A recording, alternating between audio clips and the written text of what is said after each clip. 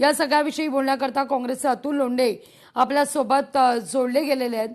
येणाऱ्या अधिवेशनापूर्वीच वांगचूक यांचं आंदोलन दडपण्याचा हा प्रयत्न आहे का लोंढेजी, हा एक मुद्दा उपस्थित होतोय। हिटलर, मुसोलिनी, नरेंद्र मोदी असं इतिहासामध्ये नाव कोरलं जाईल। लोकशाहीमध्ये चर्चा करून तोडगे काढावे लागतात। प्रश्न होता शिक्षण व्यवस्थेचा, प्रश्न होता धर्मेंद्र प्रधान सारखा माणूस त्या पदावर राहिला पाहिजे का, कारण की शिक्षणच लोकांची प्रगती घडवत असतं। पण त्याच्यावर सुद्धा या सरकारला चर्चा करायची नाही।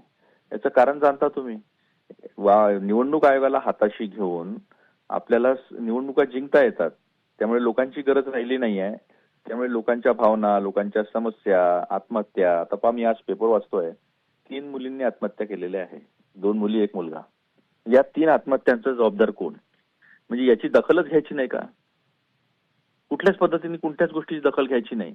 कोणी मरे, कोणावर बलात्कार हो, कोणाच्या गाड्या खराब हो, पेपर लीक हो, कुठल्याही गोष्टीवर बोलायचं नाहीये, कुठल्याही गोष्टीवर चर्चा करायची नाही, कुठल्याही गोष्टीवर सोल्युशन करायचं नाही। हम करे सो कायदा, अशा पद्धतीचं जे आहे ते विचार जो आहे यांच्या डोक्यामध्ये आलेला आहे। देशात लोकशाही राहिली नाही असं स्पष्टपणे दाखवतात। अगदी अगदी खूप खूप धन्यवाद अतुलजी, आमच्याशी संवाद साधलात त्याबद्दल। लोकशाही मराठी ऐका, पहा, जागरूक रहा।